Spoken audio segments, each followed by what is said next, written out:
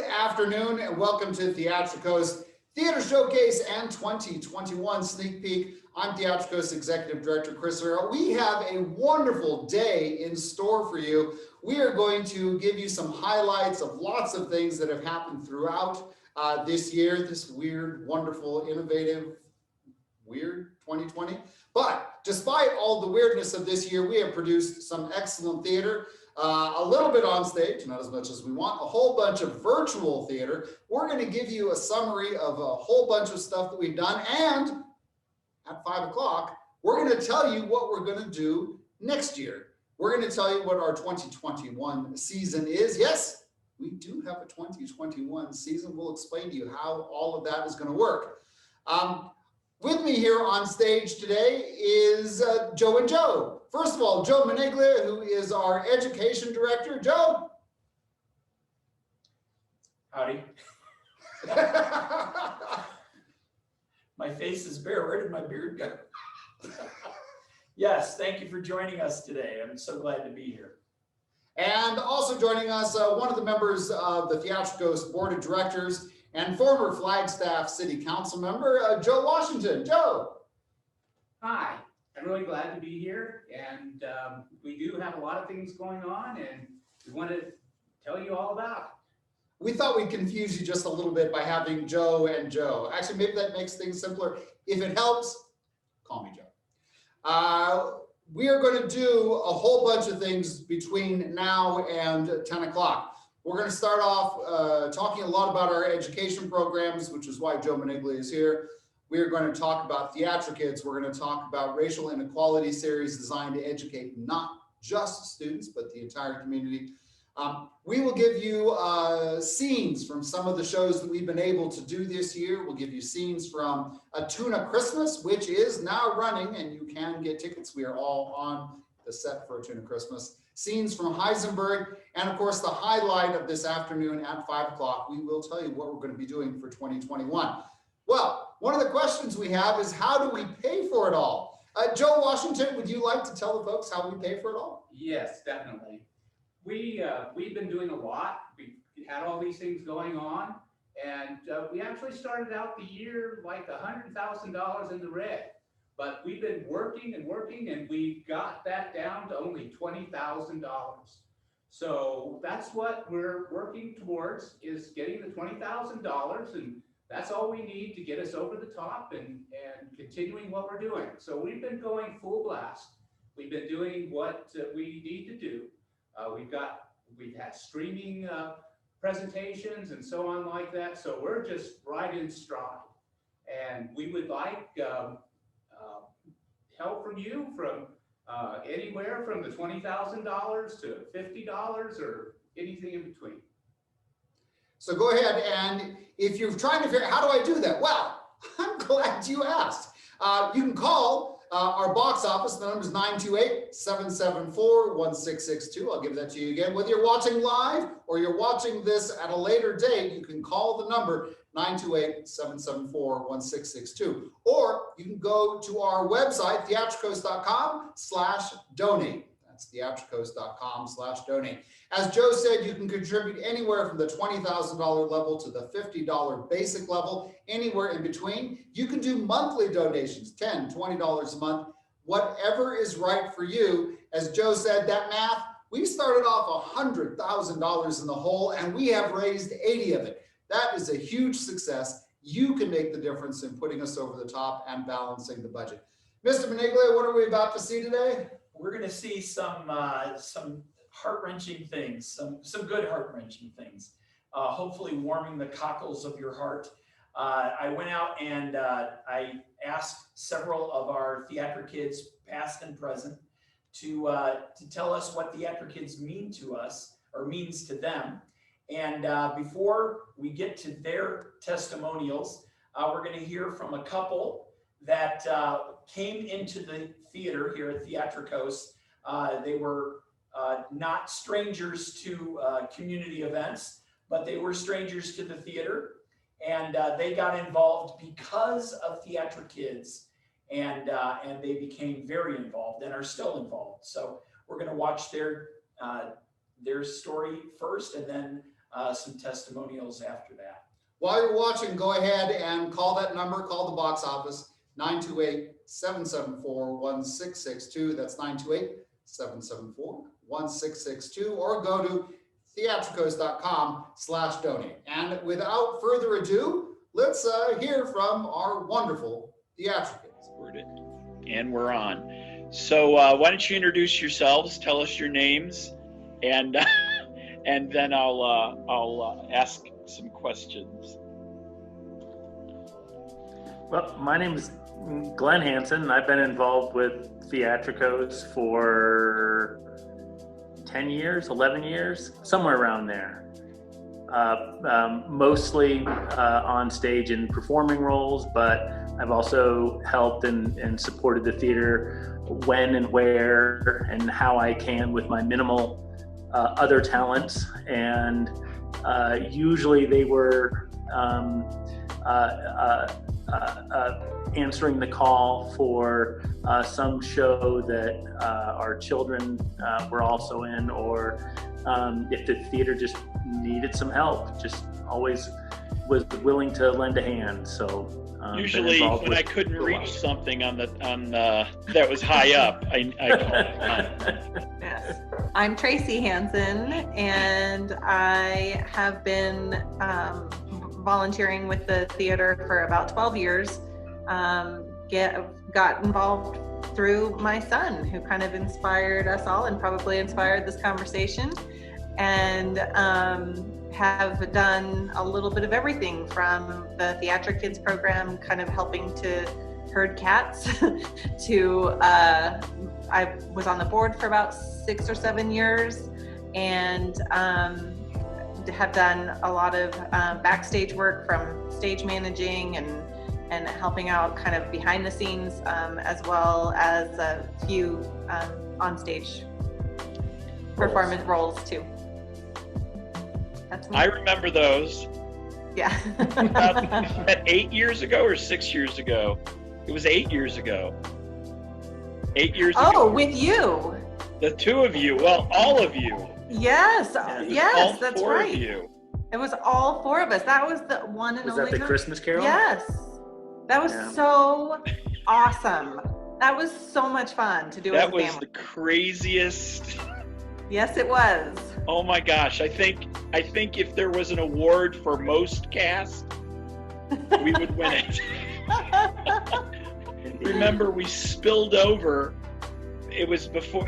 Now it's going to be a dedicated black box or rehearsal space, but before it was just storage, and we had to. That was our green room because there wasn't enough room for There all. wasn't of us. enough room. It Yeah. was. That was so fun. Oh, crazy! Those Saturday, Matt, when we had two shows on Saturdays. Oh my gosh, those poor those poor families. Those poor us. Yeah, you might as well just sleep overnight Yep. and wake up Pretty and much. do the show on Sunday. Right? Yeah. Well, But it was fun. you both have been involved in Theatrikos proper, but you hinted at how you got involved was through your children and the Theatrikids program, and a lot of people may not know, but Tracy was very instrumental in keeping the program alive and kicking through some tough times. And so maybe tell me a little bit about how Theatrikids was kind of your gateway drug into Theatrikos. It totally was, and it was kind of Totally was. well, first of all, I have to give a shout out to Becky Daggett, because she's brought many people in to be a part of Theatrikos. And so, she and I have been friends for a long time. We'll just say that. And so when Zach was about 8 years old, she had been saying for a few years, you really need to look into this Theatrikids program. It would be really a cool thing for him. And when Zach was younger, he was a little shy, and so we weren't. Very shy, almost painfully shy. Yeah. He didn't like interacting with other people. He was just like, he's like, I just want to be here. I want to be at home. I want to do my thing. And yeah, and so we talked it over and thought, well, I mean, it sounds like it could maybe be a neat way to become more confident around other people and like take at on some point, in the future, at some point, but and so we asked him if he wanted to maybe audition for one of the shows. It was the Christmas Story, and so it took a lot of just kind of like mulling it over and talking about it and like how comfortable would you be about it, and I remember when he came back to us and said, I want to do it, and I was shocked. I never thought he was going to do it, and so we went to the auditions, and it was the first experience like that he had ever had. And there's a lot of improv that happens, as you know, during auditions, and a lot of play and a lot of camaraderie just right off the bat, trying to kind of see how people interact with one another and play off of one another. And so I remember when we left, he said, that was really fun. I'm really glad I did that. And I was like, that's awesome. And like, and he's like, if I get a role, that's great. If I don't, that's all right too. That was just the audition itself was a really cool thing to do. He ended up not getting cast in the show. But he didn't. And then 3 weeks later, we got a call because they were shuffling some of the roles around, and they had an open role. They wanted to see if Zach would be interested. And again, I never thought he was going to do it. I never thought he was going to do it. He's like, yeah, I'll do it. And so he ended up playing Schwartz in the Christmas Story, and it was so much fun. Like some kids that we grew up with, like we just have known them all these years, and families that we've grown up with, too. It was just a great experience.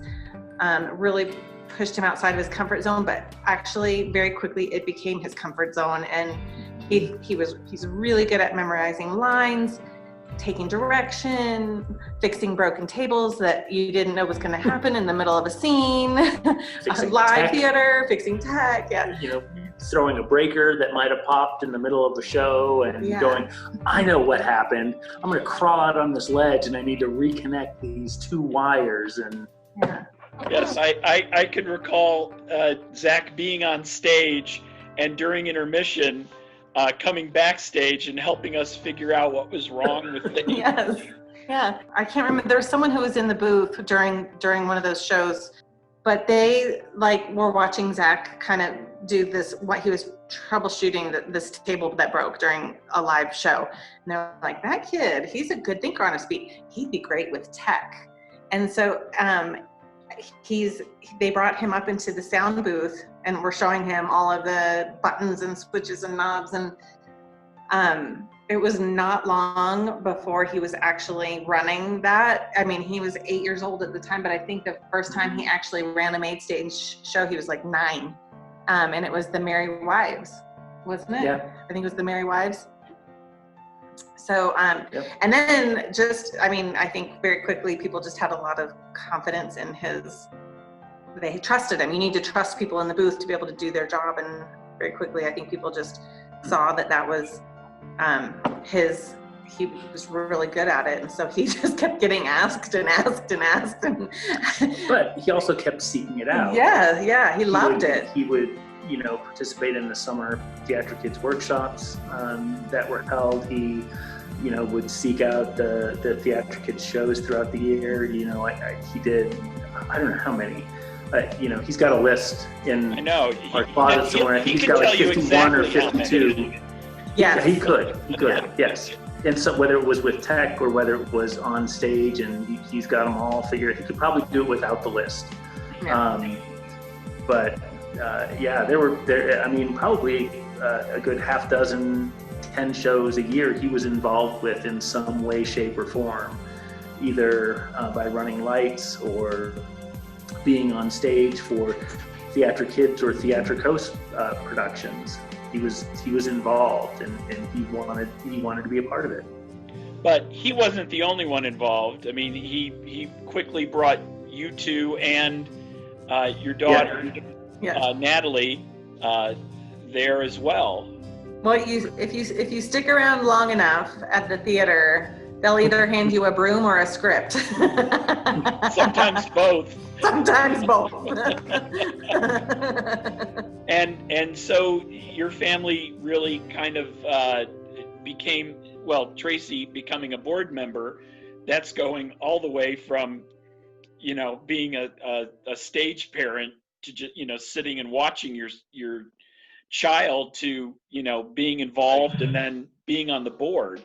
And Crazy. Natalie was Anne Frank when we did the Diary of Anne Frank in 2014. She was 10 years old. Oh my gosh. Yeah. Oh my gosh. Yeah. Yeah. We were just talking about this show 2 nights ago when Natalie was working on a scholarship application for college.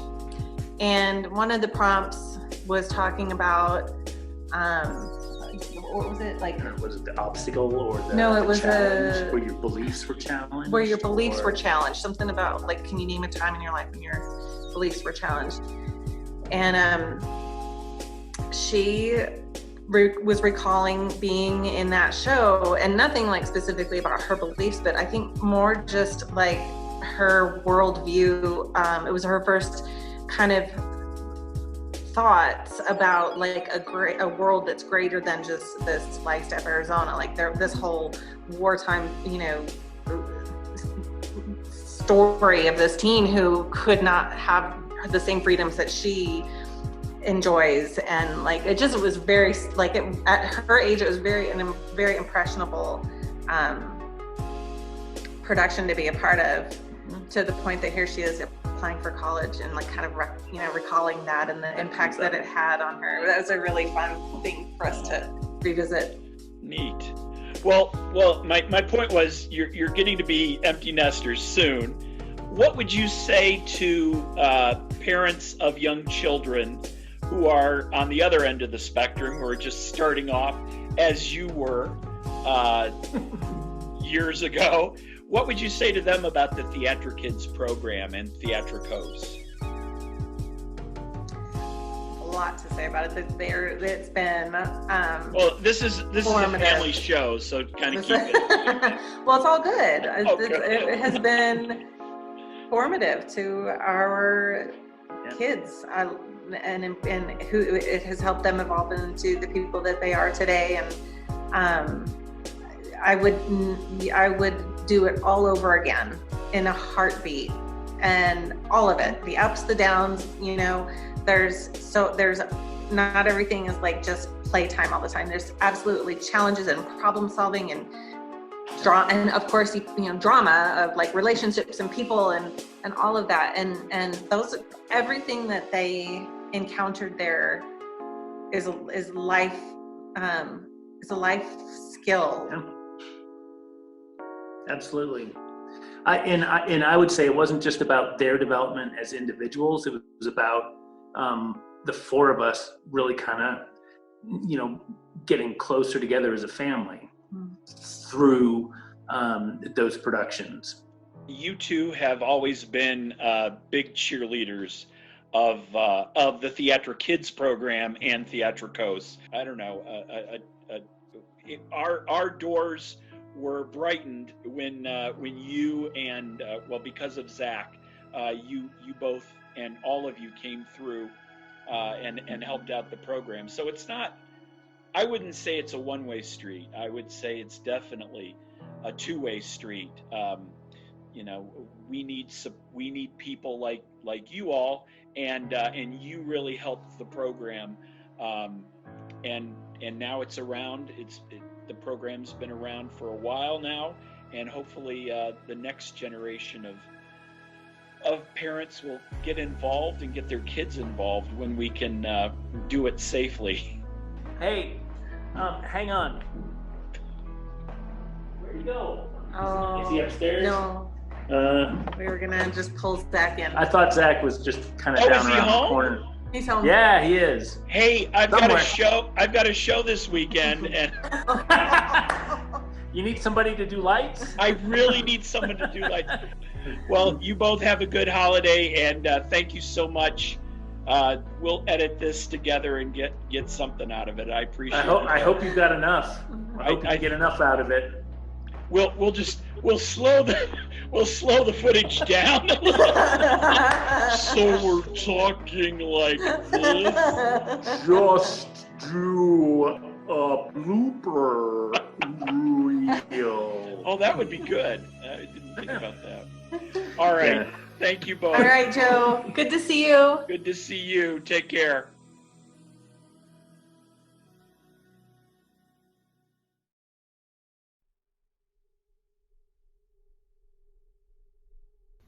This is going to sound super cliche, but to me, Theatrikos means everything. What Theatrikids means to me is community and family and love. Theatrikids is a really fun environment. There's so many fun people there. From getting to watch actors of varied levels of experience get to hone in on whatever role they're doing has always been a joy. Getting to act alongside them was always incredible. The question, what does Theatrikids mean to you, is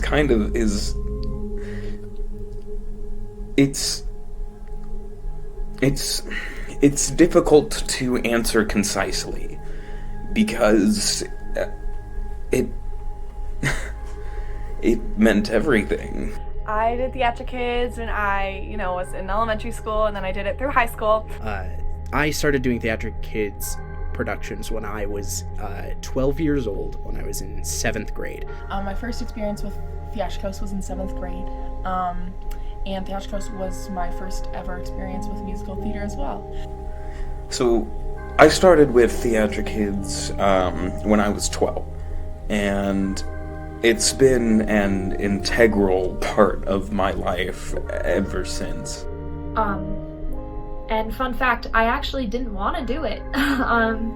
I grew a little interested in theater around 9 years old, but it wasn't something that I was like, yes, I need to do this. It was something I was like, hey, seems cool. And my mom signed me up for Fiddler on the Roof. I don't know what year that was, whatever year I was 9 years old. When I started Theatrikids, I was so shy. I could not speak to another soul. But this program gave me this family and this support system and an outlet to be able to find my voice. Both on the directorial side, the production side, and also just my fellow castmates were so kind and supportive, and honestly made me feel so accepted and welcome. The people at Theatrikids always help support each other, and together we get to work for a common goal of getting to put on a really good show. For me, it gave me a really creative outlet, and it gave me a great chance to kind of hone my craft or whatever.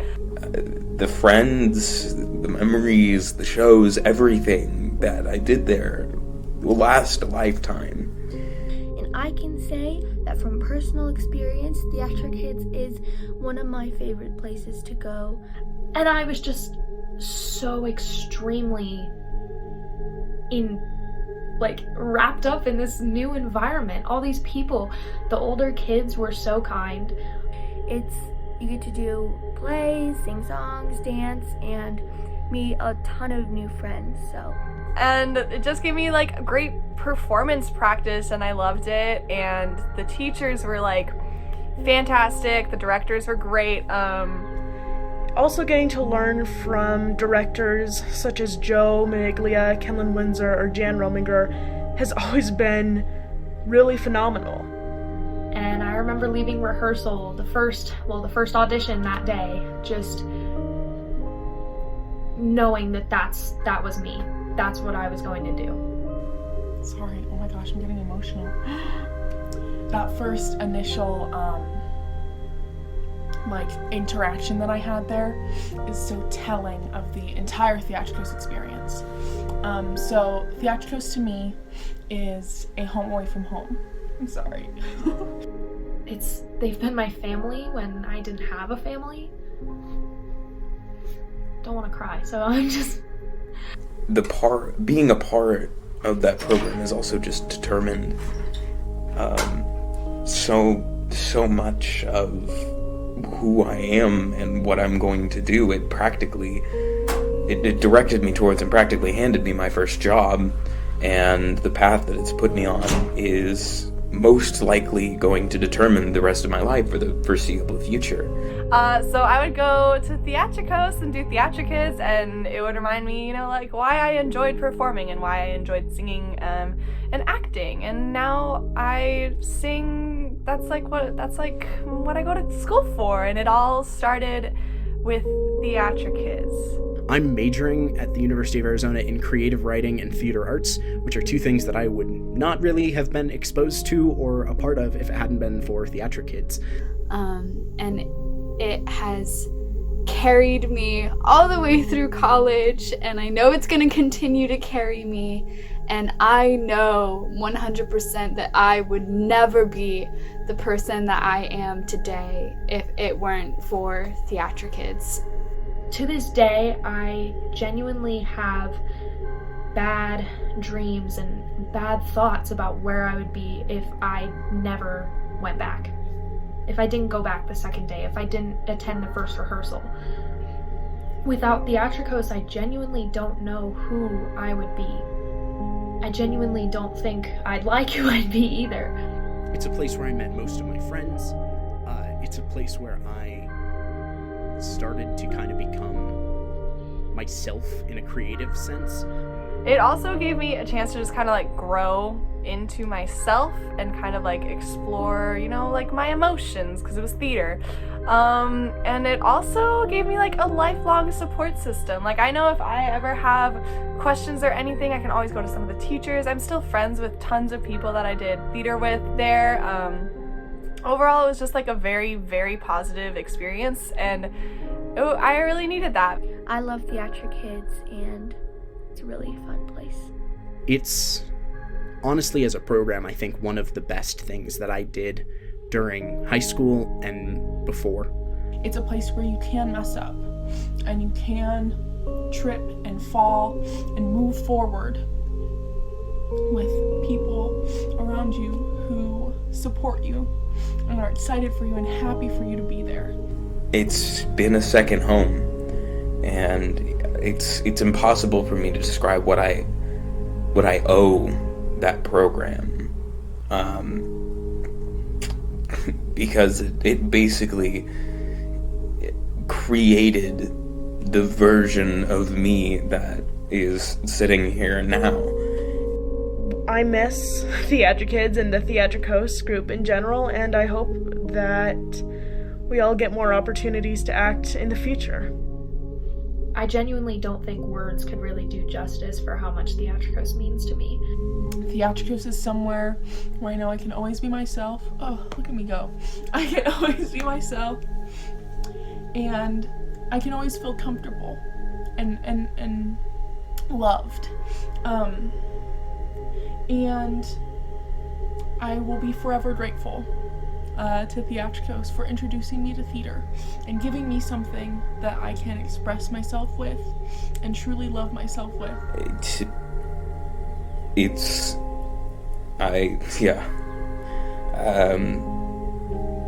I couldn't imagine my life without Theatrikos.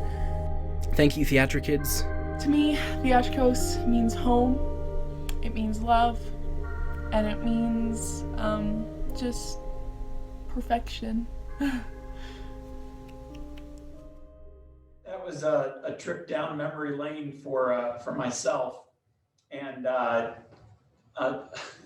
fortunately, we didn't spend any of that $80,000 that we raised paying them to say those things. Those came from the heart.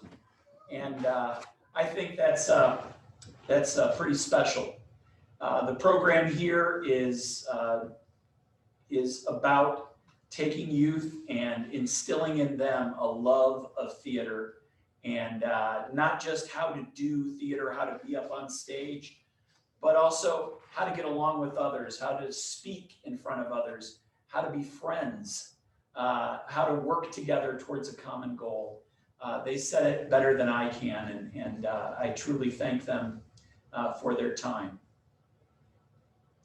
So, Joe, on the other side of the stage, Joe, you've got a way for us to thank people who are giving, and how can we thank them other than verbally? How can we thank them here at Theatrikos for helping support what we do?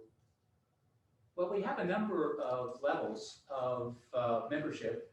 Goes anywhere from $20,000, which is the president, down to $50 basic.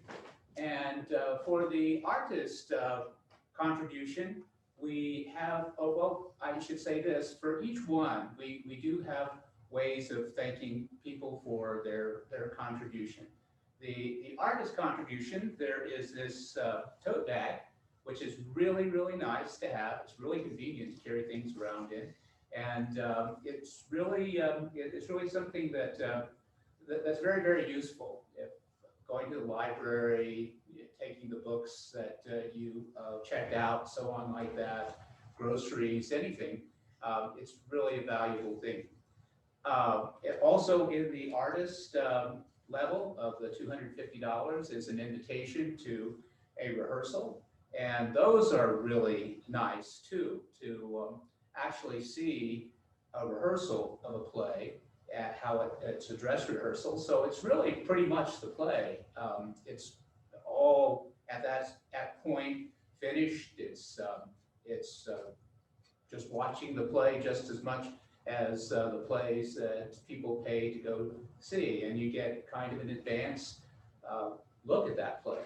So there are all of the levels for basic to president, and it's just a wonderful community.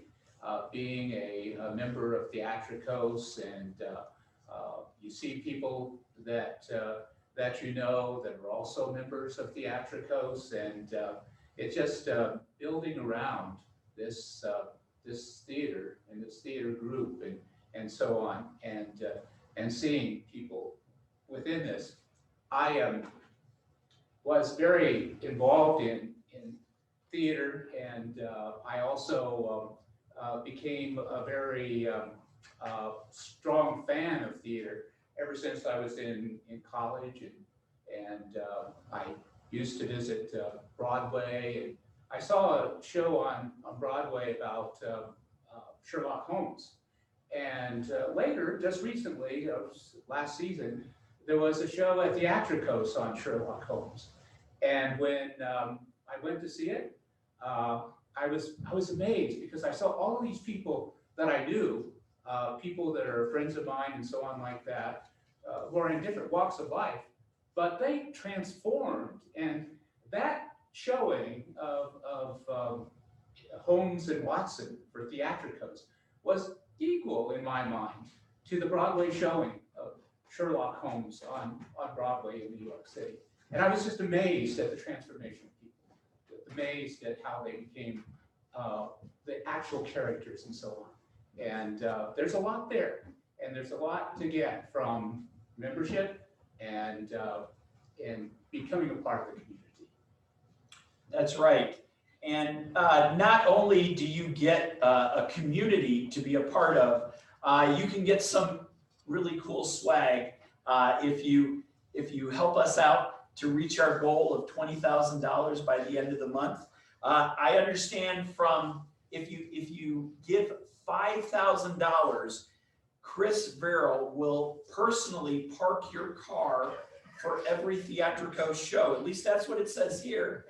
And I'm almost willing to go halvesies with someone to see if that's true. But whether you can give $5,000 or $50, everything helps us get to that goal. And how do you respond? Call us at 928-774-1662 for your donations today. Right now, we're going to head right on into Racial Inequality, a series that we did virtually here this summer. And this was a program that was in response to the growing unrest over the killing of George Floyd this past summer and the riots that occurred because of that. So we at Theatrikos put together, we found some material. We put together actors with the material, and we did this all virtually. So I hope you enjoy this thought-provoking piece called Black Flag.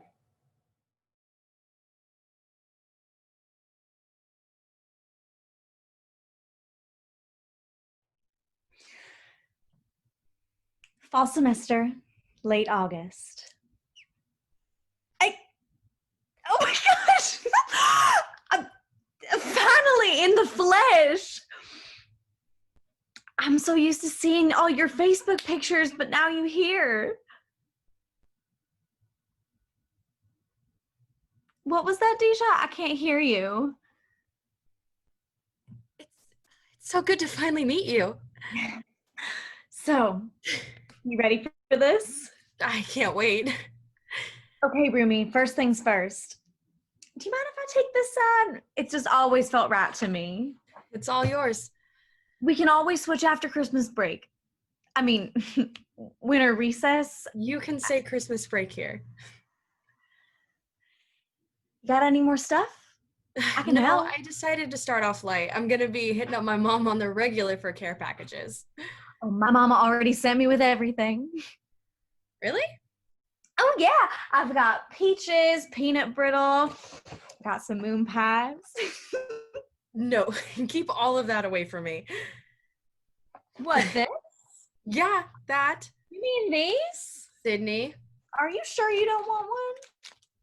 Damn you.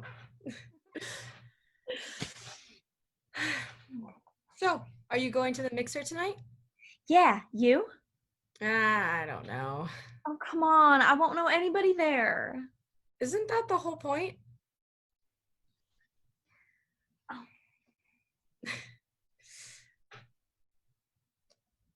I guess your mom really did pack everything for you. Oh, you mean this? Oh, well, she didn't want me to forget, you know, says, don't you go get lost out there. She's got a lot of pride. Yeah, a lot of pride. Well, it's where I come from, you know. It's okay, right? I mean, I know it's a little, you know, Southern girl rebel flag, but I don't know. You seem like a rebel to me. It's your side of the room.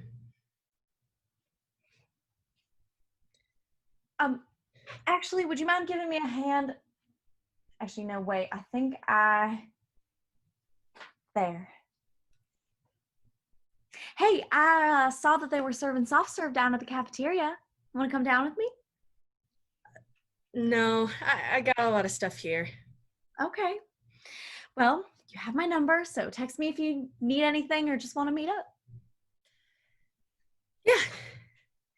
Yeah, I'll do that. Alrighty. Fall semester, November.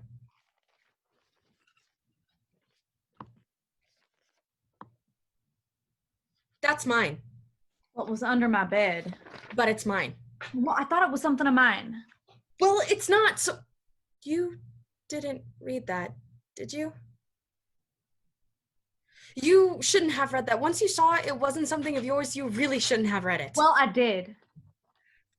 Look, we've got to be honest about how we're feeling and what's on our mind. And look, we have to be honest. So this is what you really think? You really shouldn't have read that. It's so secretive, but you read this in front of your entire class and your professor. Sydney, didn't you ever think for a second that maybe, just maybe, I might be uncomfortable by all of this? But I didn't mean it like that, like in a... Of course you didn't. It's your side of the room, and you have a right to put whatever you want on your wall. You said it assaults you. It's cross burning its Confederate history into my nightmares.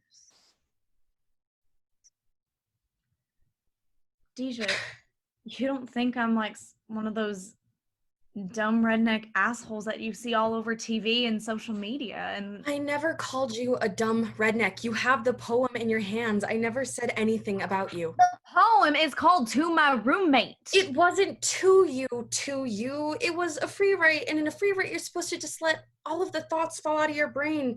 She says, don't censor. So I didn't. I just didn't realize, like, when I put it up, I didn't even think of it as something that could be a problem for you. Of course you didn't. I don't mean it. It represents, my home and my culture. But the good things, though, I didn't mean it like... It's whatever, okay? It's your side of the room. I don't want to make you uncomfortable. I said it's whatever.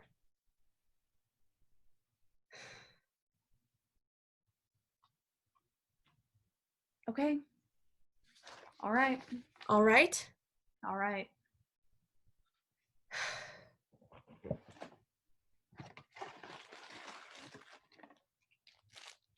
Last one. It's all good. You have it.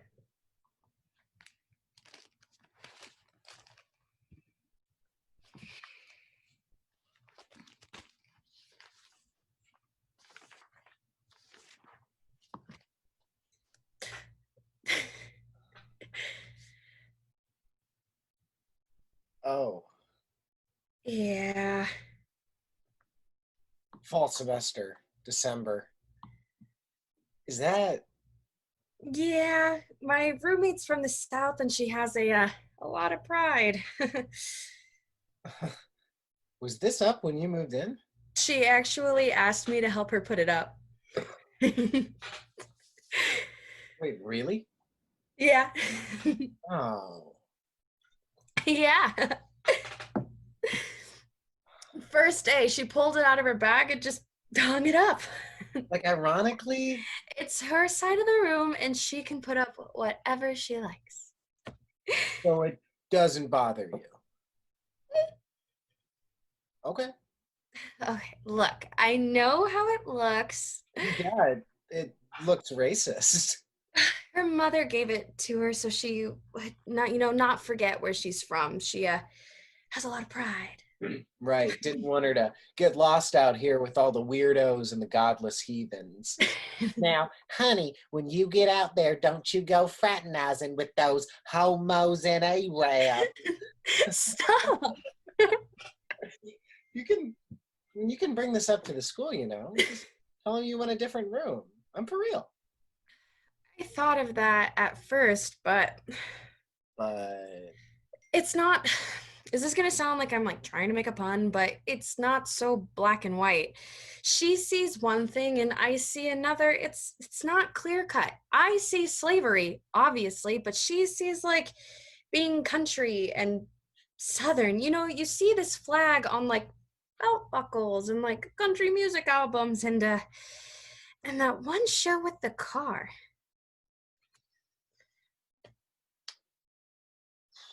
I don't know. Something about a car. My grandpa was always watching it. I don't know. She sees country pride in a real generic way. It's her way of saying, I'm from the South. Where they fought to enslave African Americans. You are too much. Tell me wrong. I don't wanna. I just got here, It's my first year of college and I worked my ass off to get here. And I'm just trying to, make it through and go to my classes and parties and just do I have to be starting a whole thing just because I see something different that's on her side of the room? I don't like it. I really don't. But I don't like a lot of things that I hear white people say. No, or do. I feel you, but But you're always with that. Why do you even care? You're not Black. Well, Deja, for starters, I hate slavery. Are you sure it's just not some prejudice you have against Southerners, based off of a bunch of stereotypes? You just assume they all want slavery back. That's not fair. No, but... A flag is just colors and fabric. The meaning changes depending on, who's looking at it. I have to make it through my first year and then I can get transferred to some other room for some arbitrary ass reason. But no, I'm sorry. I'm not going to be the Black girl, the angry Black girl who started some shit over a dumb flag. They're just going to be putting my picture all over TikTok and Facebook and sharing their opinions with my photo. And no, I'm not doing it. No. You're giving this a lot of thought. The brochure hasn't said anything about this.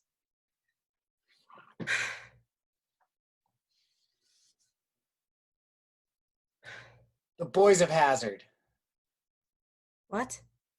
The show you were with the car and the... No. It was Hazard. Hazard.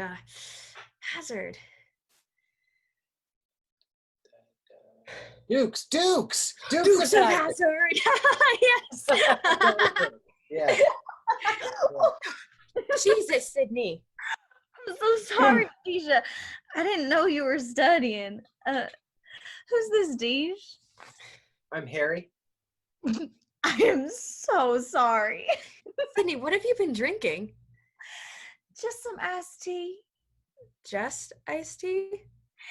It's from up a little ways in this wonderful place called Long Island. Oh my God. I'm sorry, Harry. I think I might have to. No, you two. I didn't want to. You just come and lay down. Just Sydney, please. You might want to get a bucket. I'm okay. What did you say? Herman? Harry. What'd you say? What did I say? Sydney? Something about a bucket? Oh, yeah. Well, you look pretty messed up. Well, maybe you don't know me, but Sydney Blanchard does not puke. Oh my God. Okay. Deja, I'll call you. Hey, no. Don't go. I don't want to interrupt. I just want to... Oh, come here, damn it.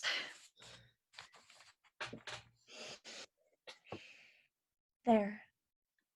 Lovely. Oh, I remember what I came here for. Bye, y'all. Bye. Harry? What was that? What the hell kind of accent was that supposed to be? I wasn't doing an accent. No? Sounded like you were trying to parrot me. He wasn't, Sid. I know, because I know what a fake Southern accent sounds like. See, because I'm from Georgia, and where we come from, we say bye. But how you said it, it was like you were from Texas or something, like bye. Hear the difference? Yes, thank you. Okay, Sydney. Bye, girl. Oh, I'm so sorry. Wait a second. Y'all want any of these peaches? Nope. No, Sydney. Suit yourself. Just a little taste of home right here. Yeah, you got home all over the place with your peaches and your flag. Stop it. What was that? Oh, what was that? What was... We're gonna go too. Let's all just get out of this room. No. No.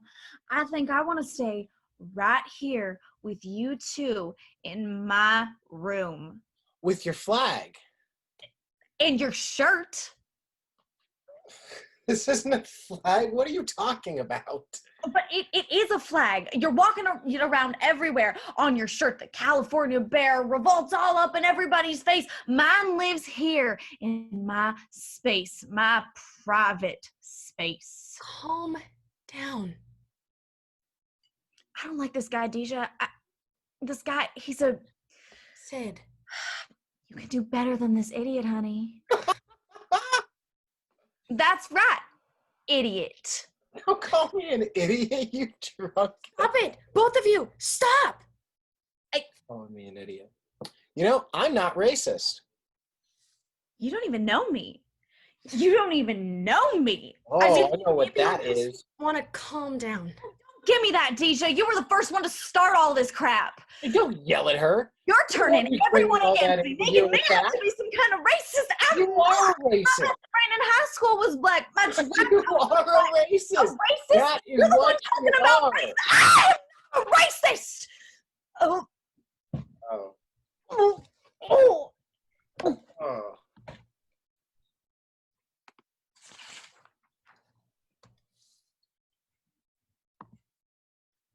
Spring semester. January.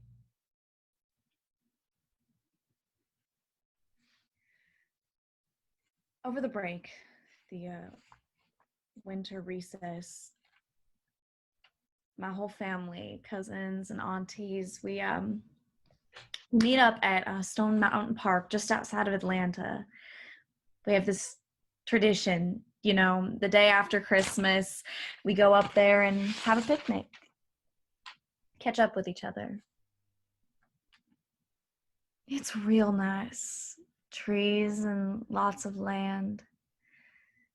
And of course, there's this old plantation house and a museum about the plantation house where they tell you stories about the old times, how things used to be. And then there's this stone mountain. There's an actual stone mountain right there staring down at you, and engraved in it is all the names of the Civil War here guys, you know, Jefferson, Stonewall, Robert E. And we grow up hearing about these guys like they're saints our whole lives, you know, and I really mean, my family's really not. Anyway, so we're at the park and there's this other family. Well, I guess there are lots of other families, but really they're just these two guys.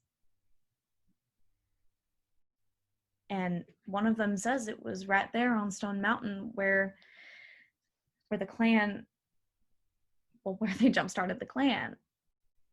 Like the second coming on Stone Mountain. And they don't share that fact with you at the Plantation Museum.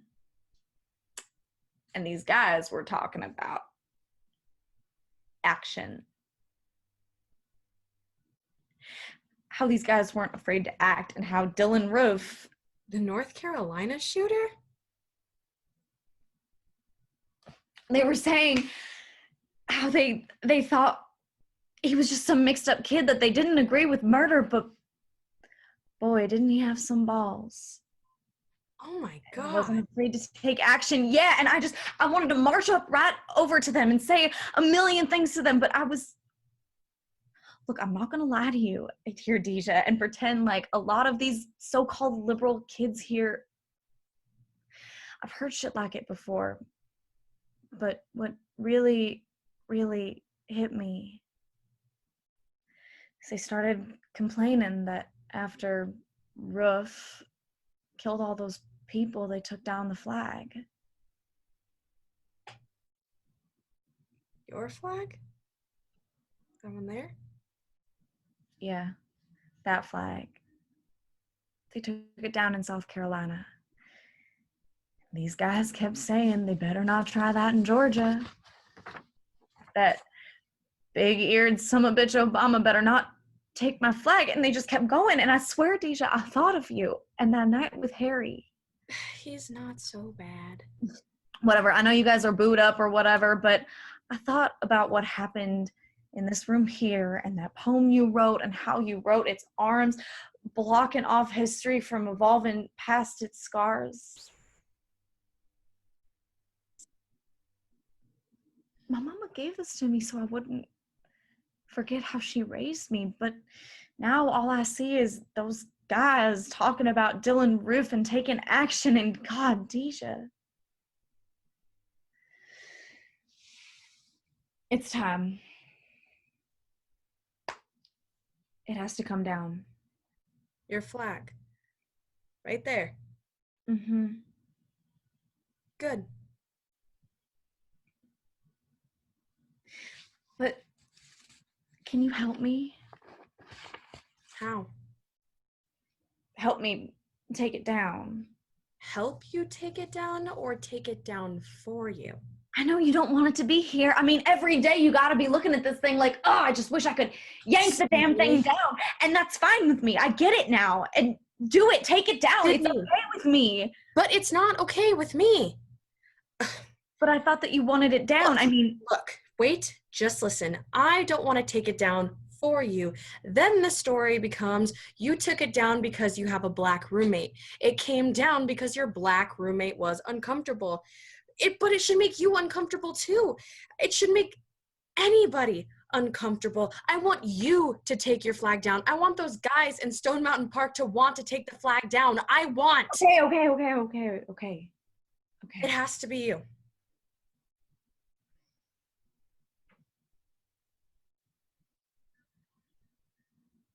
Why can't I bring myself to move? I mean, why does it hurt when I try? It's like what you said, Sydney. It's where you come from. It's pride.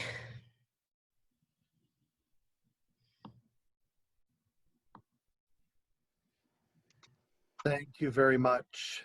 That was Black Flag by Idris Goodwin, with Grace Otto as Sydney, Sheila Utley as Deja, and AJ Maniglia as Harry, directed by Joe Maniglia. You just saw a clip, or you saw the entire version of Black Flag, one of our virtual productions this year. And it was a joy to work again with some Theatrikid alumnus. So I thought they did a powerful job bringing an especially difficult subject out there, and was a wonderful opportunity to work with them. If you're just tuning in, this is our theater showcase, highlighting Theatrikos, Theatrikids, and having you help us get involved. And Joe Washington, one of our board members, is going to tell you a little bit more about how you can be involved in this wonderful program. For my day job, I practice law in tribal courts throughout Arizona, locally here in Coconino County, with the Navajo and Hopi, and in different places too, in other counties. And I look for things in terms of working my business in terms of ways that I can find the right tax deductions and so on like that to help further my business health. And one of the things that is available is that there was something passed called the CARES Act. And the CARES Act allows you to make a contribution of up to $300 that will go directly, it's a direct write-off on your income tax. And you don't even have to itemize. You can just take it directly off, and that's unique. Business owners and business people are used to having to itemize in order to get those deductions from the business. So this is something that is that's important, that could be useful, could be a good tax deduction as well as contributing to the theater. I found other ways that I've been involved with mixing my occupation with my love for theater and acting. I took a class that was called What Lawyers Can Learn from Actors. And it was very, very interesting. The people who taught the class were stage actors, and it was very interesting. It was basically, the class was for trial lawyers, and they kind of looked at the different things that actors do, even in terms of one of the things that actors do is a warm-up. They do some warm-up exercises with the vocals and so on like that before going on stage to help them to project and so on. And they taught the lawyers that as well. Some of those, I was familiar with some of them, and so it was nice to see how to incorporate things into my law practice. And So I was able to join these things together, my acting as well as being in the legal field. So there's ways to do it, and it's very interesting to be able to do that. So there are ways to look for ways to contribute in terms of businesses, and like you to look into that. Thanks, Joe. One way you can help us out is we have excuse me. We have a goal, a monetary goal of $20,000. We were $100,000 in the hole. We've raised $80,000, and now we just need your help for that last little push of $20,000. You can help us out with a gift of $50 all the way up to $20,000. You can help us out by calling 928-774-1662. What we're going to see right now is kind of the follow-up to Black Flag that you just watched. This was a talkback that we did with Mayor Coral Evans here live. It was live when we did it, and it was very, very well received, both I think the perspective of one of the actresses, Sheila Utley, and also Mayor Coral Evans, and you're going to watch that now. I would like to invite you to stick around for a conversation with Mayor Coral Evans. We can use the chat function to ask questions. And Mayor Evans, welcome. Hello, thank you for having me. Thank you. There we go. That's better. Hello. Yes. How are you? I'm doing really, really well. I would like to say to the actors, that was absolutely incredible. It was incredible sitting here listening to the dialogues and the conversation live on screen. I think that those are dialogues and conversations that are probably going on all over the place right now. And it was just really interesting to be able to sit back and not have to participate in the dialogue, but just sit there and listen and watch it. We've got a question from the audience. First off, we've got a few people applauding the actors and the directors. Wonderful work. There is a question about the Flagstaff Police Department, and how does Flagstaff compare to other towns in terms of policing, and what can other small towns learn from us, and what can we learn from other small towns? So I would say that, and again, this is my opinion, the Flagstaff Police Department is definitely one of the better police departments that I know of. Right. That's not to say that the Flagstaff Police Department is perfect by any means at all. You know, we have this conversation. I think it's interesting that that's the very first question that pops up on the screen. And you know, I'll tell you why. And I think many of you have heard me say this. I know I said this at the dais. I really think it's interesting how we go straight to police. And I think that's because, obviously, right now, front and center, you know, there are things that are happening with police all over our country.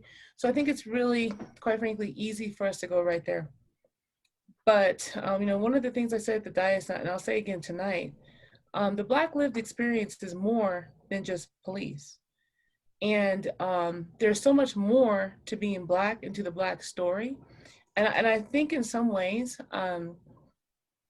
we are focusing on that solely to the exclusion of all the other issues. Police are not the only people that have issues. Police are not the only people that have problems. You know, sometimes the police are getting involved in things because people are calling the police. You know, there's this thing about Karen and Becky and things like that.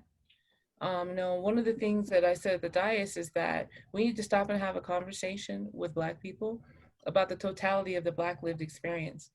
And part of that is taking the fingers that are pointing at the police and holding up a mirror at ourselves,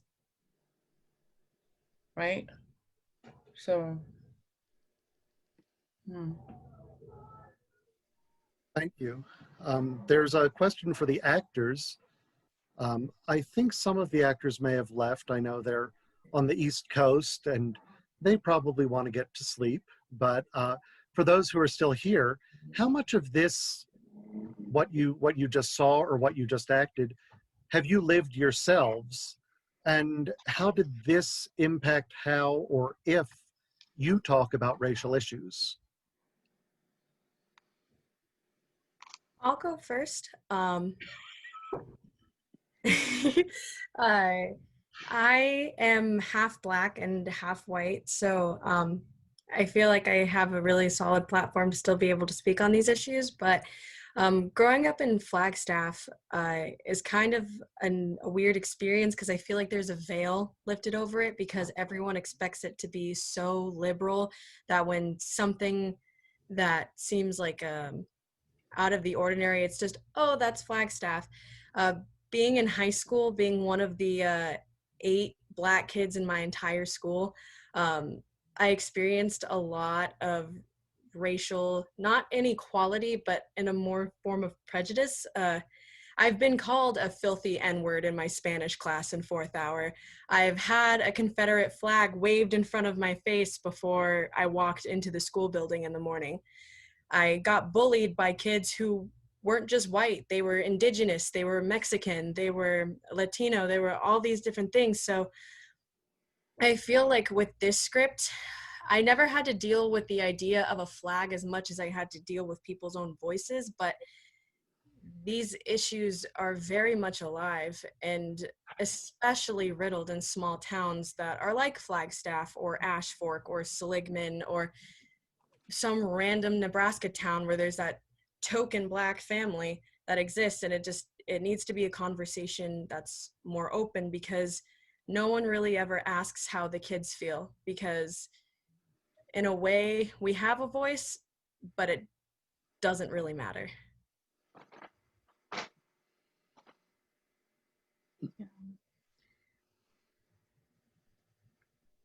That's it for me. If anyone else wants to go. Thank you very much for sharing that. That's a very powerful testimony, and I know it's not easy to speak of. So thank you so much for your courage. And Coral, do you want to share with Sheila what you just shared in the chat? well, what I said first, Deja, definitely, thank you for sharing your truth, right? Because we do live in this progressive little bubble town, but it's actually not as progressive as we like to think it is. You know, my daughter is half Mexican and half Black, and I can remember her going to school, and she resembles her father, her skin tone, because people also get that mixed up too, right? You know, they look at things versus the color of your skin. And it was Black History Month, and she was like, hey, we're gonna talk about Black history. And she was told that they didn't need to talk about Black history because there's no Black people in the class, right? And so there's little things like that. I remember picking her up from school one day, and everybody thought she was really, really cool until they found out her mom was Black. And then all of a sudden, it went to being her mom was being called a gorilla, right? She's out on the playground, and they found out since she was half Black, then she gets to play the maid part of the, what is it, plain house or whatever they're doing. So I mean, there's all that kind of stuff.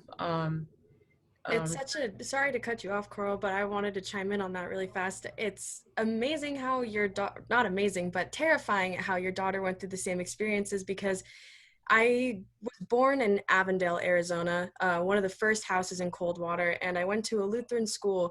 And it wasn't until I went home one day and told my mom that we were playing slaves, because I was the only Black kid in my class, that it really clicked to my parents that, okay, something isn't right here. And it's weird how it can get embedded just through generations of, your parents don't even have to be racist. It could be the school teachings. I learned more about my Black history on the internet in the past 2 months than I ever did in school. I was never taught about the Tulsa riots. I was never taught about the bombing that the city of Philadelphia did on their own Black neighborhoods. so many things are left untaught, and it's not even just African American history. I barely know anything about the indigenous history of the land that I inhabit, or the cultural history that comes from my mom's side of the family, the Scandinavians. I know a tad bit about that, but we're so focused on teaching everyone the same American concepts of teaching American history every single year of our lives, to make sure in that mantra that we present ourselves as the greatest country in the world, when we have no factual evidence to truly support that. But it's you never learn about things outside of your own bubble, and it's frustrating because Latino and Hispanic history is some of the most beautiful history in their culture. Same thing with Asian history and how we lump China and Korea and Mongolia and Japan, all of them together when they shouldn't be bunched together. Or all of African history, there's different, I don't want to say like divisions, but some Africans went to South America first, some Africans went to the Caribbean first before, or they stayed down there. They're not just all coming from Africa to America. And I apologize, I get very passionate about this topic. It's something that I have had such a deep rooted thing, because my Black side of the family thinks I'm too white to be able to chime in.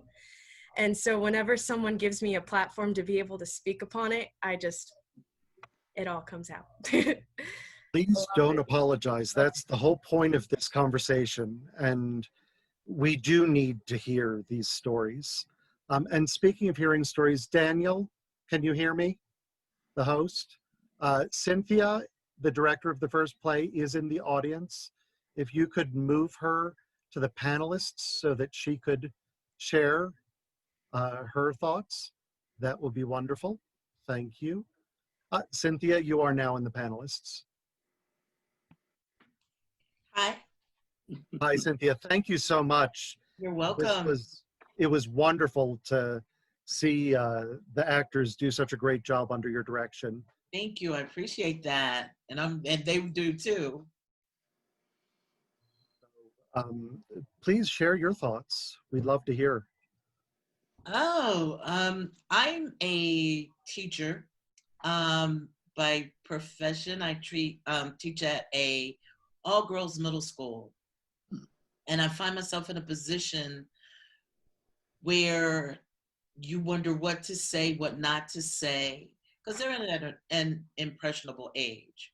So you wonder what to say, what not to say. How much do you tell them? How much do they understand? And what amazes me is how much they do understand. And the world that they're growing up in, it scares me. And it scares them. I think #matter just put a lot of things in perspective for me. We're at that place in the crossroads where we are standing on opposite sides of each other, spouting the same thing, but there's a divide there. And somebody has to take that space across that divide. And nobody's going to do that. So where does that leave us? Talking about it. And after a while, we could see that just talking about it, like Idris said in his play, it explodes. I mean, people get all this pent up, no one's listening. And that's what we're seeing in the streets. I can't condemn it. I can't. What happens to a dream? What happens to a dream deferred? It explodes, and that's what's happening in our cities. People have been fighting for years. Think about from Dr. King till now, fighting for the same thing, and nothing's changing. It's scary. Will I see it in my lifetime? Will Deja see it in her lifetime? I just feel that as a people, a race, a people, we're in a place where we need people to understand that this is our lives. We're not saying that nobody else matters. We're just saying, stop doing what you're doing to us. Stop. If we get to that place where you stop, then we can talk equality.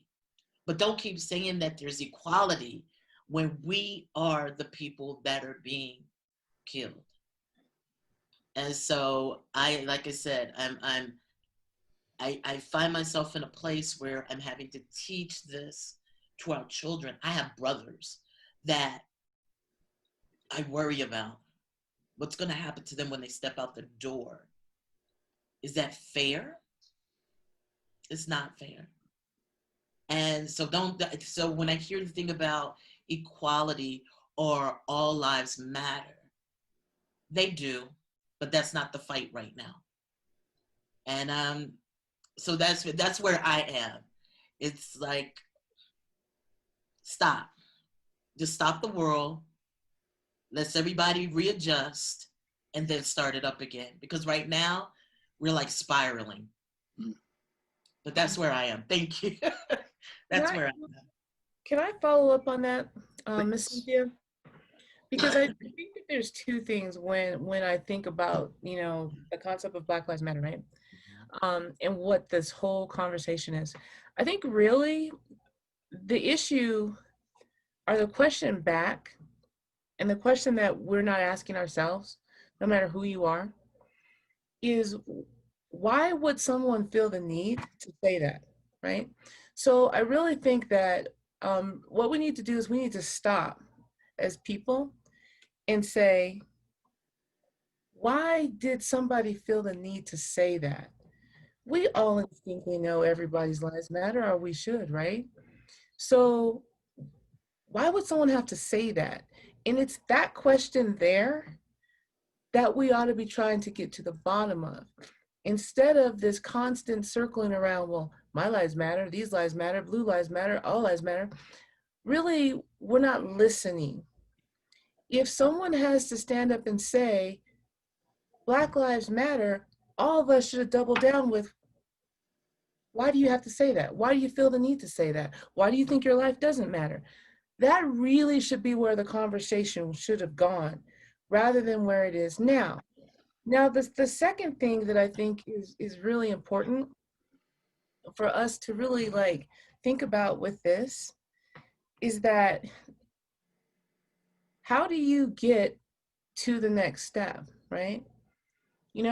How do you get to that next step? And I think that it goes back to, why is it someone felt the need to say it at any point? That's what we should be really concerned about. And we should be drilling down to that. Why would anybody feel in the world's greatest country that is so innovative, that we've done all these magnificent things, why would anybody feel that their lives doesn't matter? And so I would just really encourage us to really that really is the response we should be telling when people come up with stuff. The second thing I think is important, and I tell people, a lot of young people on the screen, for those of you who have kids, okay, have more than one kid, they have a birthday, especially when they're young, right? And that one day is all about that one kid. And your other kid's like, hey, what about me? What about me? What about me? Why are all the presents? What about me? And you literally look at the other kid and it's like, it's not that I don't love you at all, right? Not that I don't love you as much or more or whatever. It's just for this moment in time, it ain't about you, right? This one moment in time, it's not about you. And I think that what we see reflective now is really a sense of selfishness in a way, right? It's like, I'm not saying that the Black Lives Matter movement is a birthday party. I want to be very clear, because how people are.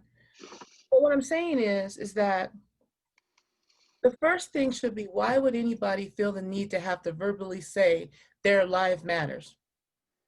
Why would someone feel the need to verbalize that? The second thing is, you know what? For this moment in time, we are going to get to the bottom of why they need to say it, and we are going to address it. So those are just how I think when I think about the Black Lives Matter movement. And I will say, as an artist, that this is our time, because I think writers, performers, entertainers have the ability to step out of themselves into where they need to be and put the stories out there. Somebody has to tell these stories. And I think right now, this is an artist, it's made for artists. Tell our stories. Somebody has to tell our stories.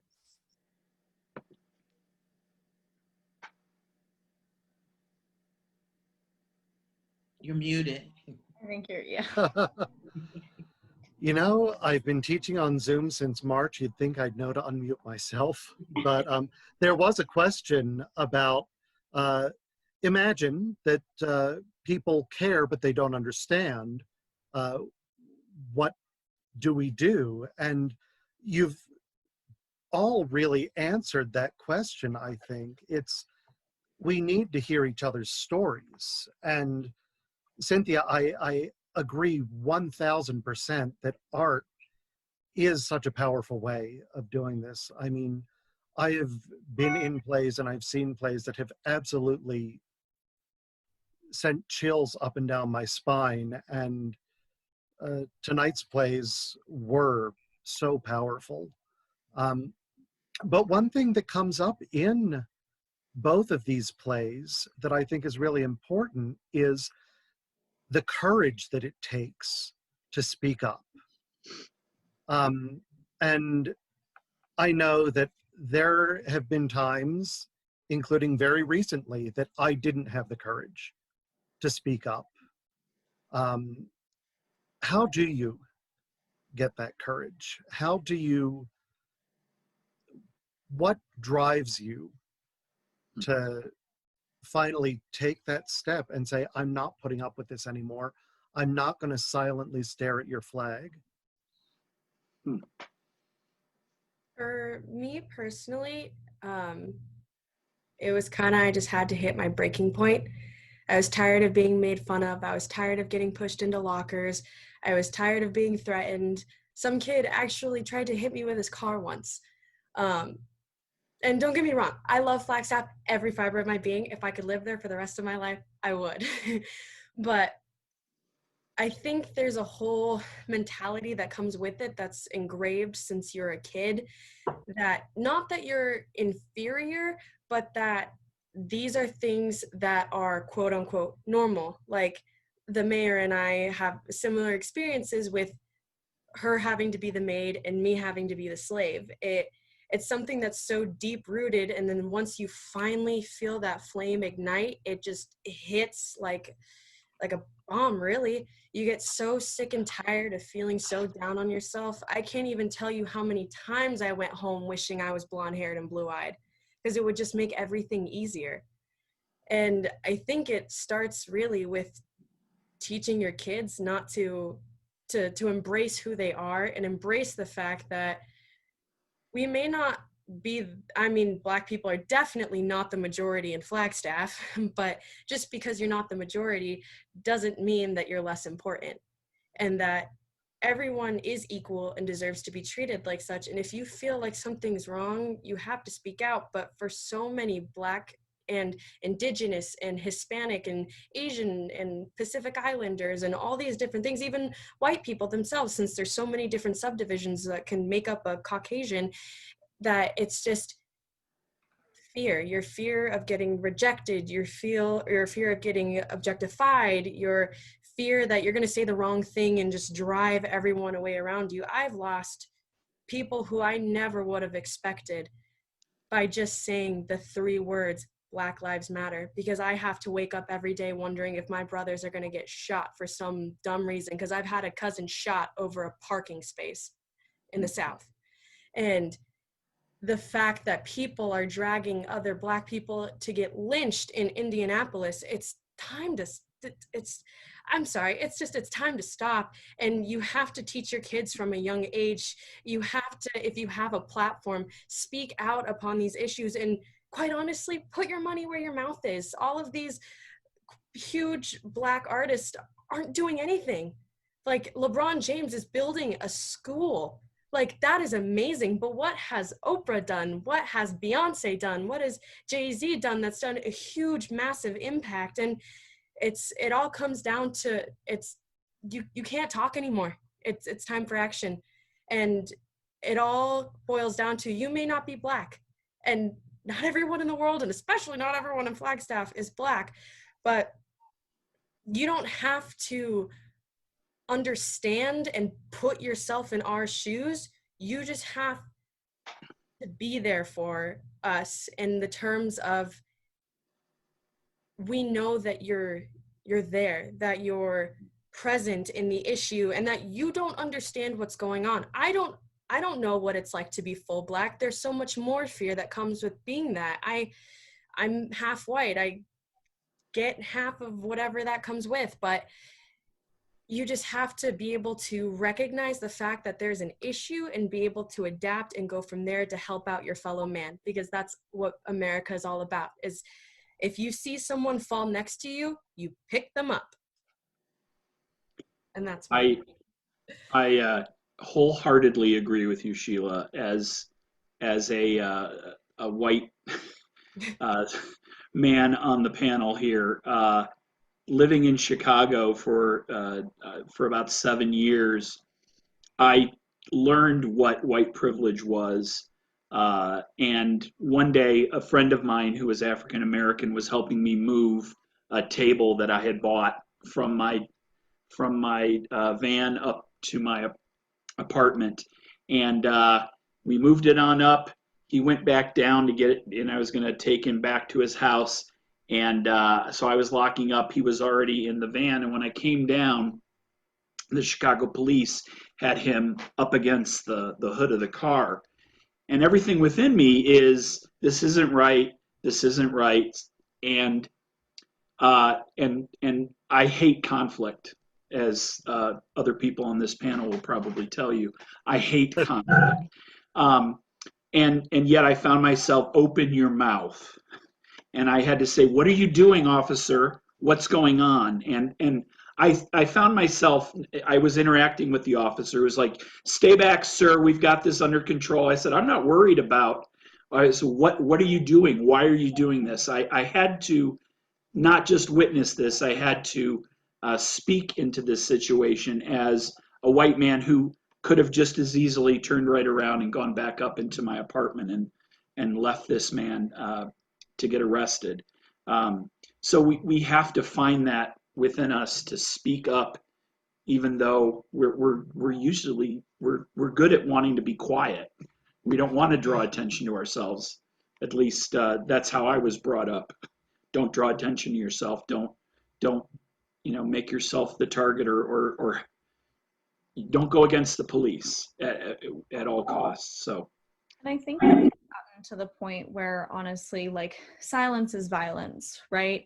And I think as a country, we have been bottling tensions down. Don't look at it. Don't look at the ugliness that's the foundation of this country. Let's not look at it. Let's continue to progress, when we're not progressing because we're not speaking up, and we're not, it's obviously, like, this is a Black issue, and this is a human issue, and it is time for white people to step up and be allies, and also, like, elevate Black voices.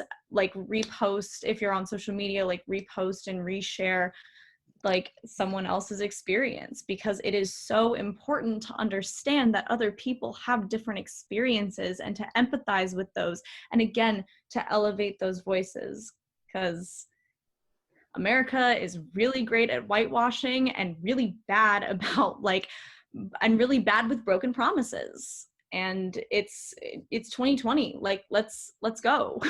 Like, let's make some change. Let's actually be the America that we, advertise to the rest of the world, and that we have been advertising, because that is not who we are at this present moment. And it's time to step up. So, yeah. And I will say, vote. Please go vote. Yes. Please vote. Yep. And do your research. Yes, right. I can't tell anyone else how to get there. I know that for me, I got tired. Like I said, I'm tired. I'm tired of seeing people killed in the street. So my motivation is that I can't sit back and just watch anymore. And what I would say to some, I can't, and there's no way in my belief that anyone else can feel what someone that's in the trenches feels. But you can empathize, you can sympathize, you can support, you can uplift, you can be there, you can be a part. It's a movement. The movement welcomes anybody that's on their side. Be a part of the movement, and you'll be amazed at what it does for you, where your strength, just like you will garner strength. You will garner those things that will make you open up your mouth and say, no, that's not right. And link arms with your brothers and sisters. We need the support. We need the support, because that's the only way it's going to change. Yeah. That's the only way it's going to change. We have to have the support. I wanted to speak on the flag for a minute, because the play was absolutely fascinating, and I was watching it. I was watching both plays. The reason why I want to speak on the flag, because I think this ties back to everything that we're kind of saying here, about we need to really know the history. So if you don't know your history, you're doomed to repeat it. Isn't that how it goes? Mm-hmm. So no, the flag issue to me is absolutely fascinating, and I'll tell you why. Because I don't think we understand the history of the flag. I really think if we were to stop and take a step back and really examine the history of this flag, we might have a different opinion of it. This is why I say that, right? So, Sydney was talking, I'm sorry, your character. It's all good. This is my history. I'm from Georgia, right?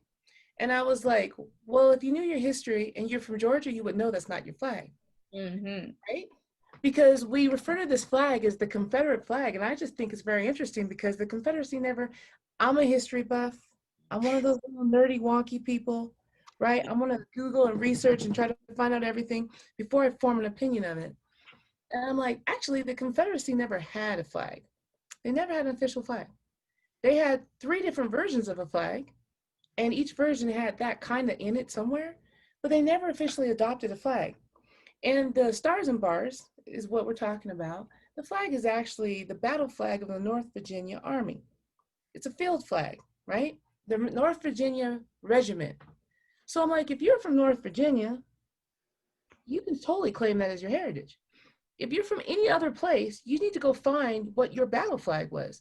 It makes no sense that this flag is hanging up outside of that area on anybody's capital, because the flag, it's really not the flag.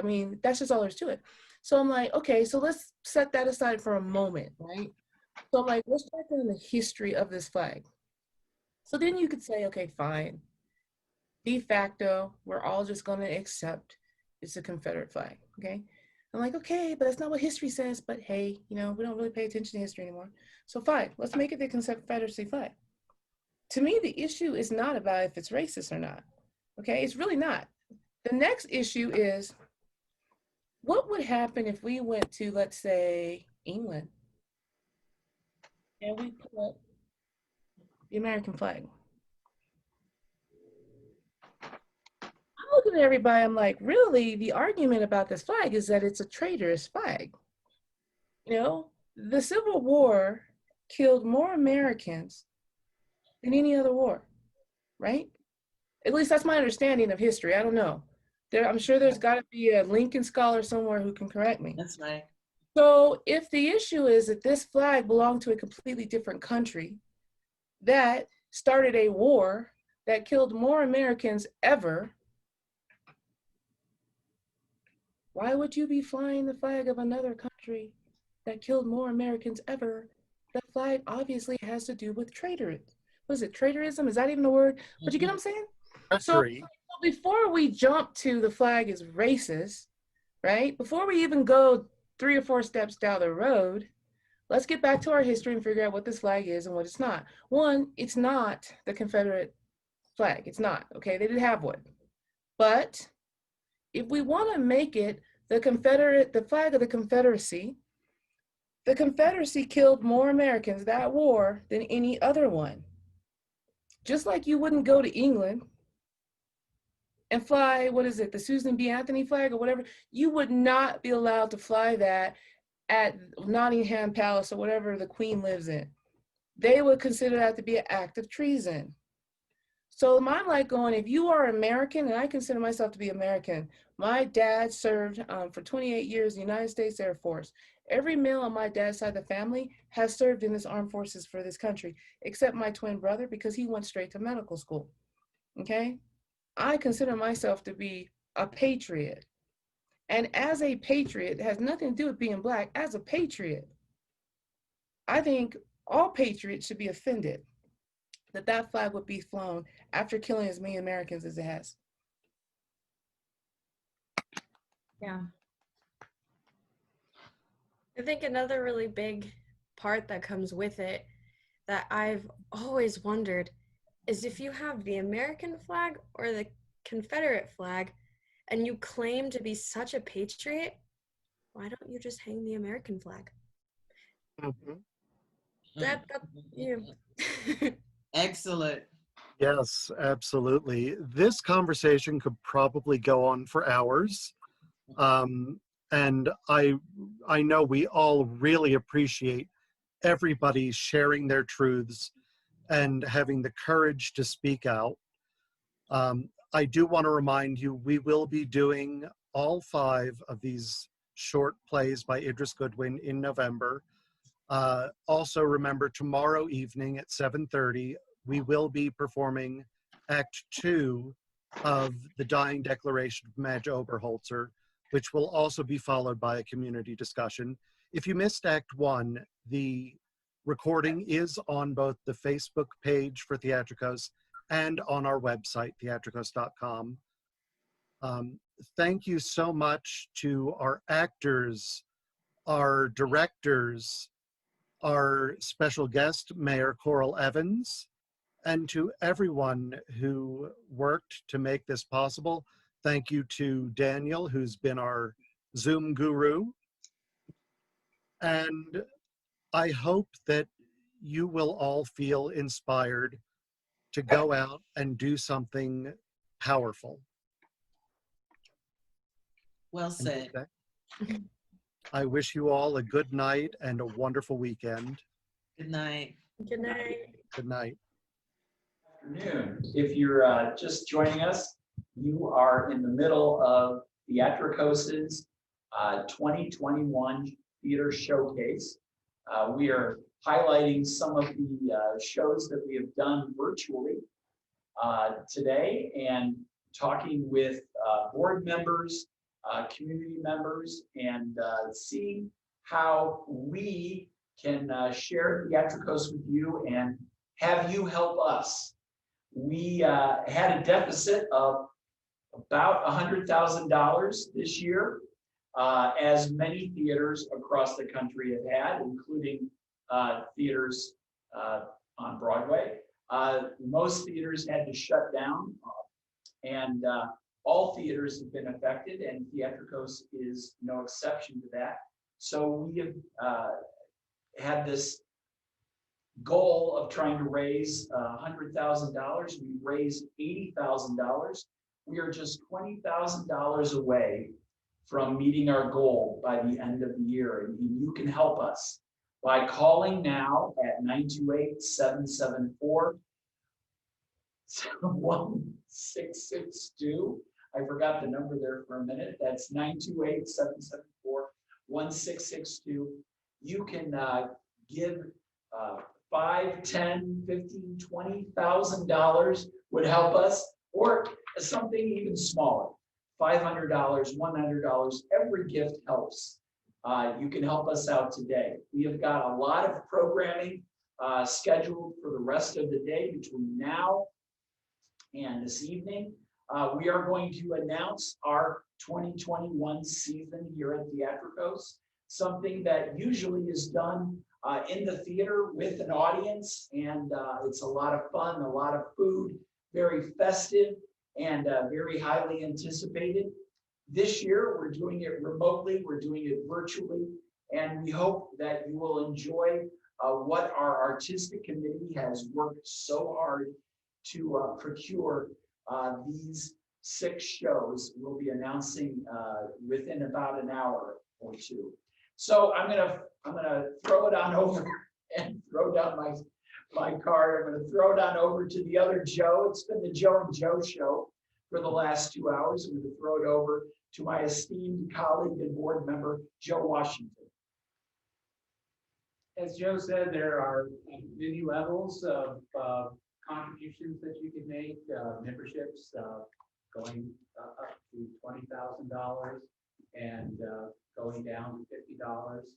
And one of the popular ones is a $250 contribution to be an artist member. And with the artist membership, you get a Theatrikos tote, which are really handy to have. They come in useful for carrying library books and groceries, a lot of different things you can do with the tote. And it's would be our thank you to you to join at the $250 level. And we have, I've been involved with Theatrikos from the late 1970s. And I did some acting with Theatrikos at that time. Theatrikos is pretty near 50 years old, and it's going to be here for another 50 years. And we could use some help, as Joe said, to get over that last bit of what we want to raise is $20,000, and we would appreciate your help. In the course of that time, when I started acting in Theatrikos, I was mostly involved in acting, and I was on a hiatus for a little while, and then I came back. And it's kind of interesting, in our family, when I acted in some of Theatrikos productions, when I was doing that, I was amused because one time my granddaughter, who was in high school at that time, she's grown now, but she used to come to my plays to watch me perform, and she brought a friend along, and it was kind of where, as a grandparent, I'm used to going to her school functions and so on like that, and it's really nice to see her come to watch one of my productions, and kind of a reversal, and it was really just heartwarming to see that kind of thing. And I haven't been backstage in a long time, and I was backstage today, and there are a lot of things happening.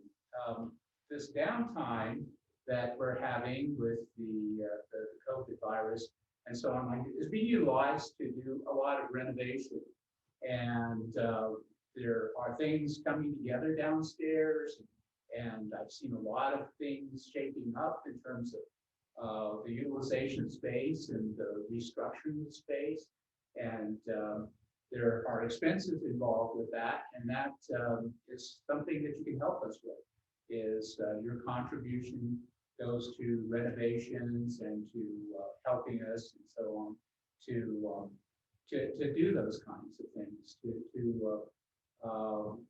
reorient the space and make a better performing unit.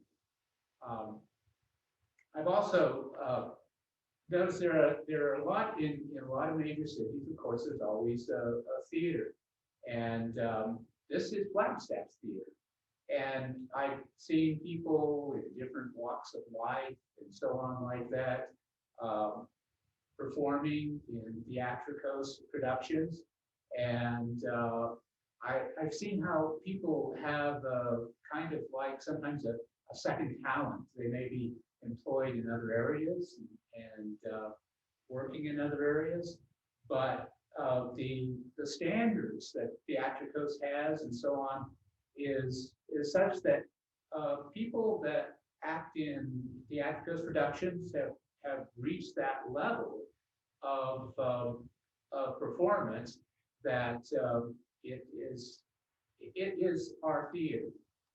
It's absolutely wonderful the way the productions have come about, and we have produced a number of plays, and it's heartwarming to see those productions and how they have come back. Thanks, Joe.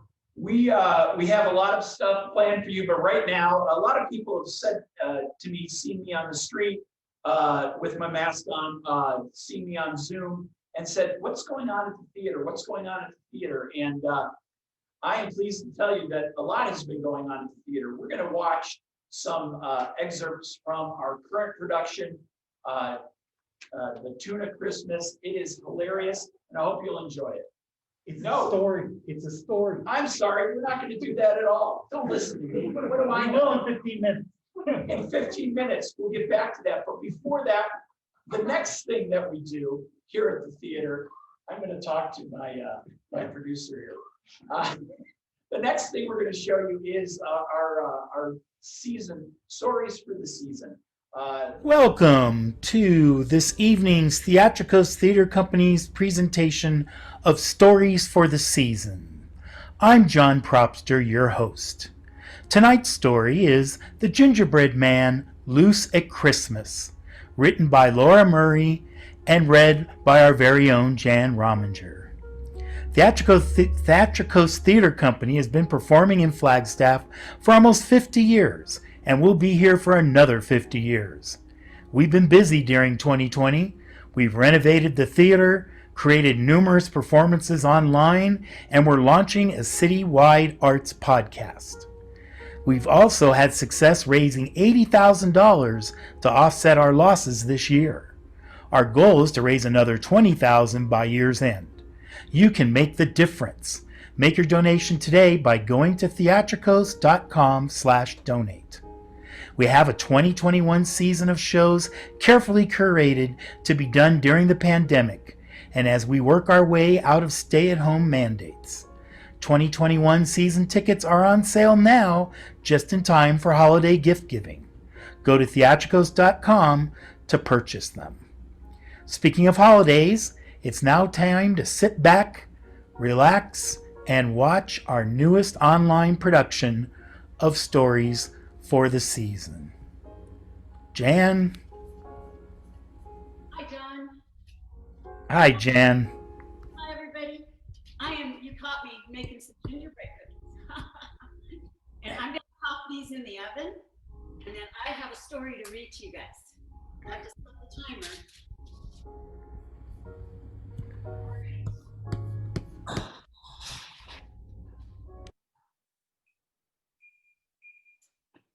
You ready for a story? All right. This is the most adorable story, The Gingerbread Man Loose at Christmas, by Laura Murray and illustrated by Mike Lowry. I want to show you the back of this as well so you can see how cute it is. Isn't that adorable? I made a gingerbread man and decorated him, and he kind of looks just like this guy. Pretty close, huh? All right, I'm going to read it to you. One white, snowy morning, I popped from my bed. My teacher was calling, "Wake up, sleepyhead." The classroom was decked out in holiday lights. They twinkled and sparkled in red, greens, and whites. A small, in the season of giving, and we can give too, and it's our gifts, could be things that we make, say, or do. A small act of kindness can go a long way. Let's do something special for someone today. We'll make something sweet. I'll say something kind. I'll do a nice favor. Or all three combined. And when we're all finished, we'll walk down our street and deliver our gifts to the neighbors we meet. I'll think of a present. I know that I can. I want to give too. I'm the gingerbread man. Some children made cards and others baked treats. A few practiced singing with jingle bell beats. I wanted my present to be a surprise. I thought, and I grabbed my supplies. I knew just the person I'd give this gift to, so I made something special with glitter and glue. I'll deliver this present as fast as I can with a jolly ho-ho from the gingerbread man. The town was so merry, the storefronts aglow. Each window was frosted with white, icy snow. We stopped a police lady, sang her a song. She smiled really big as she waved us along. Next came a garbage man picking up trash. So we dropped off stash on his dash. We popped in the library, stopping to say, thank you for all that you do every day. We raced to the dentist, the grocer, the vet, delivering cheer to each neighbor we met. They all seemed so happy and very surprised. They gave us bear hugs, and a few even cried.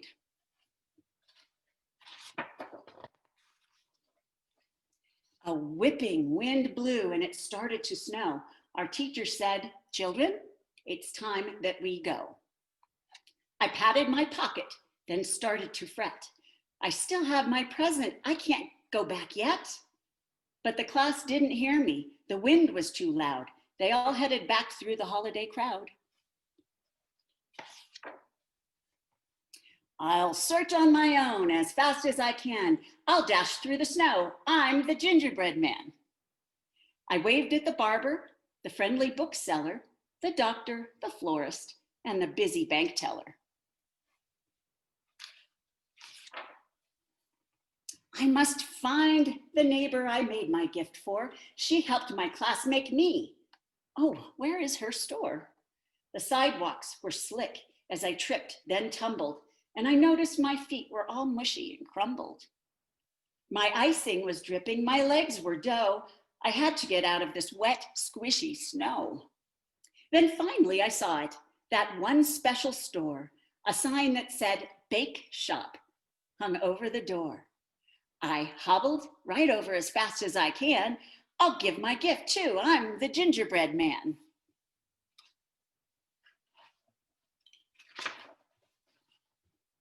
The baker reached out and said, how do you do? I'm the gingerbread man and I'm glad I found you.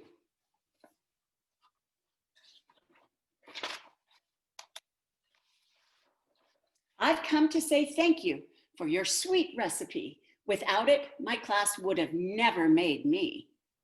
I have something for you, my very best card. I used lots of glitter and worked really hard. She gave me a smooch saying, you made my day.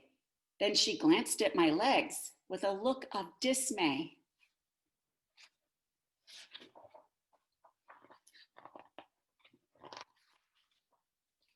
Are your legs feeling crummy? I know a quick fix. We'll give them a dip in this dark chocolate mix. These boots will be cozy and look really cool. They'll keep your feet dry on your way back to school. I'll run in my boots as fast as I can. Thank you so much from the gingerbread man. I dashed back to school under winter white skies. I hope I'm not late for our last big surprise. I zoomed down the hall and then slid into place.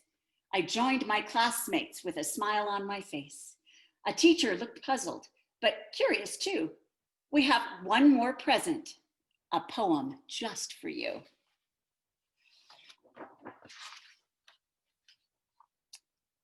You are a gift that we get every day. You help us to learn in our own special way. You're funny and kind. You're the best teacher ever. You say, way to go, and you're ever so clever. Now that we know we're smart cookies too, we made you a super gigantic thank you. Our teacher bent down as she gathered us in with a warm-hearted hug and a very big grin. My classmates grinned too. We all had pulled off our plan. Merry Christmas to all from the Gingerbread Man. Cute, cute story, huh? Yeah. Well, I know you guys would love to have one of these. I can't get it to you through the camera, but I can eat it for you. Merry Christmas. Merry Christmas, Jan. That was a great story. Thank you for sharing that, and you have a happy holiday. Thanks, you too. So thank you all for joining us. Join us again most nights at 7:30. Go to theatrikos.com and find out how to join us for the next stories for the season. My name is John Propster. Thank you and good night.